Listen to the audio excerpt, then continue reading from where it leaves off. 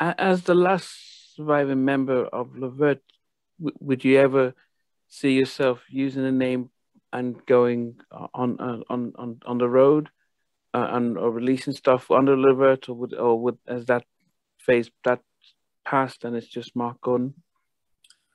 Well, actually, I did that. Um, Me and Sean did it. Okay. So before Sean died, we had put together a record um, called Dedication. And it was actually a dedication to Gerald. During the course of that record, toward the end of the recording, Sean died. Mm. So so I actually, I pulled in another guy and it was Sean and we put together this record. And so it was a thing whether I was going to put it out or not. And I ended up, doing it on independently, but you got to watch who you're dealing with that too. You know Mm. what I mean? So, yeah, so we made a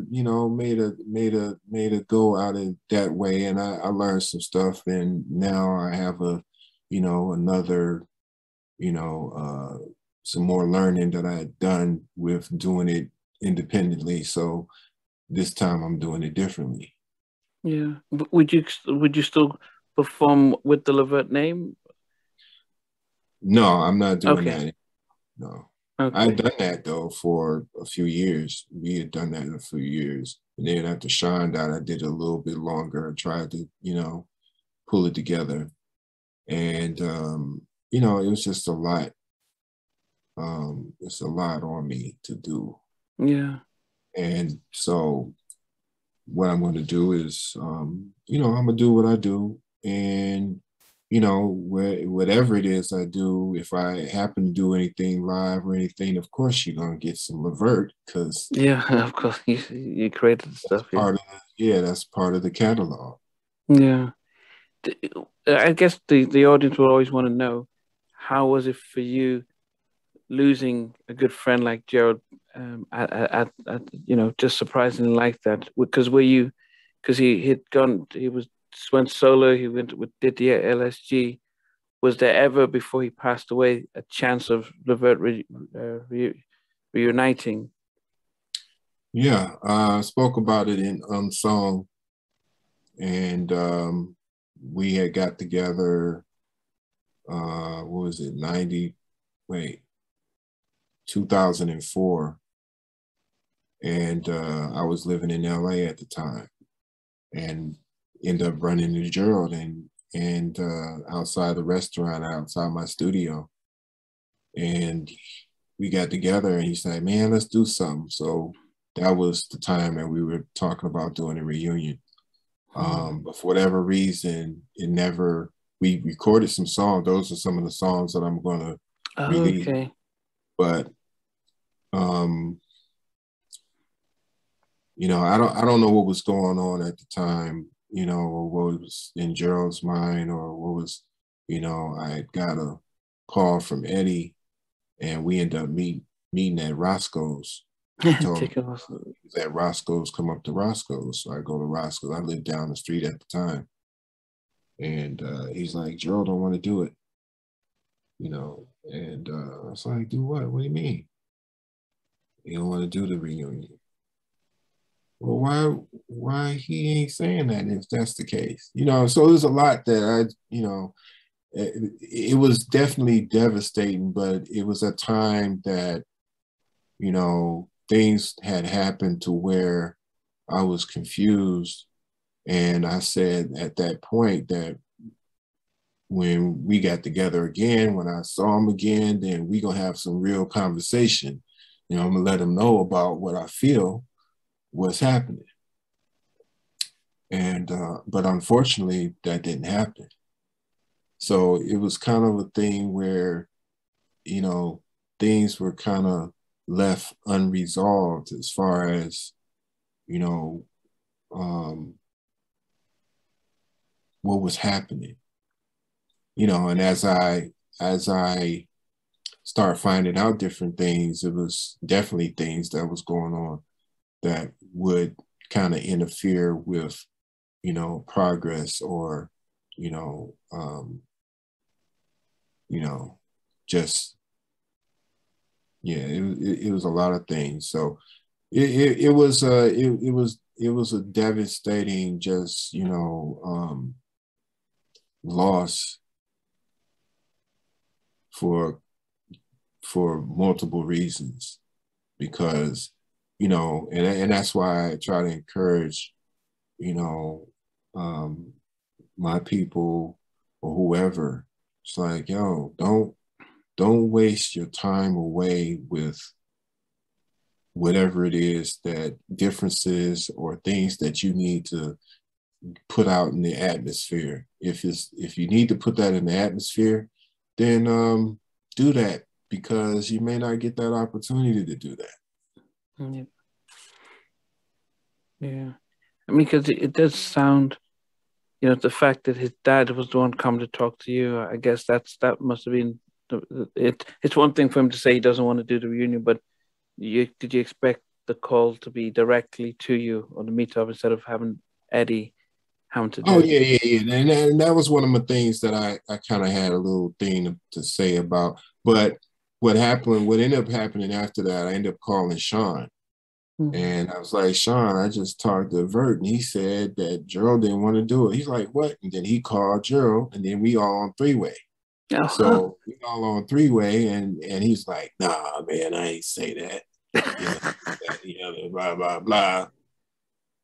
But I partly believe that he did say it.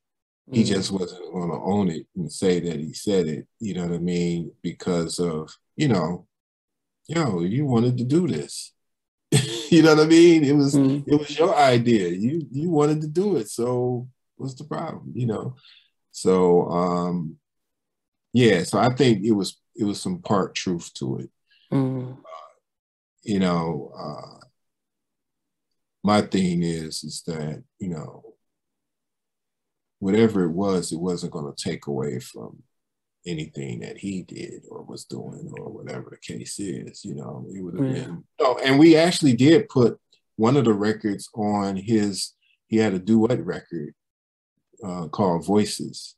So one of the records that we did at that time was called I Like It, and it's on that record. They put together a CD, an album of Gerald's songs that he did with other people. So the song he might have did with Mary, or with this one or that one, that was on that record. The only new record was the one that we did together. And that was one of the songs that we had did at that time. Were you able to celebrate the success of LSG, or what was your thoughts when he connected with Johnny Gill and Keith Sweat? I was out of the mix at that point. I wasn't a part of the mix. So you know, I'm sure they celebrated, you know, because, you know, they were, you know, doing what they were doing. Yeah, but I wasn't in that mix at the time. What are some of the so the audience might say, look, I think we've seen your name in credits with other productions in the, say, the 90s and 2000s. I mean, what are some of the places we would have, some of the big tracks that you would have done that people wouldn't have recognized it was you? What I say? I told you Troop. We did several Troop records.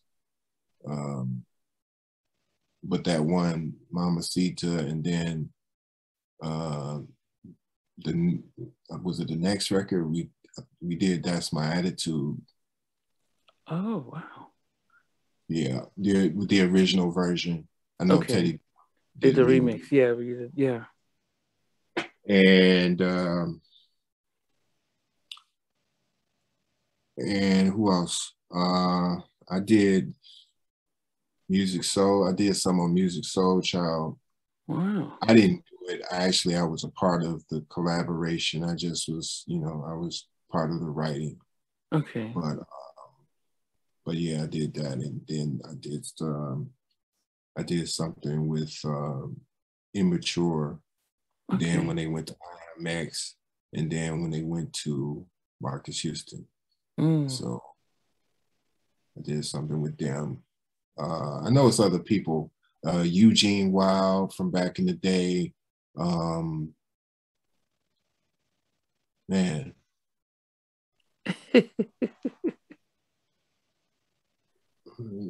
Of course, Gerald.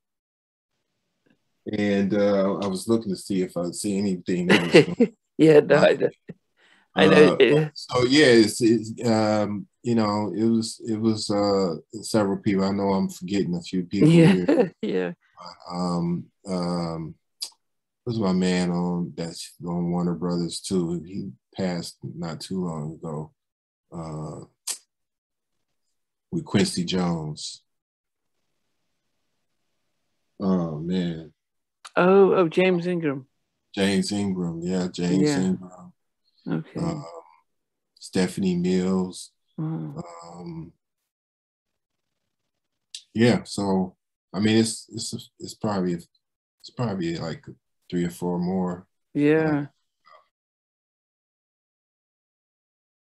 Thanks for watching. Please remember to subscribe to the channel, but most importantly, to press the notification bell so that you can be notified when we do have a new interview. Loads to come, but thanks a lot for watching.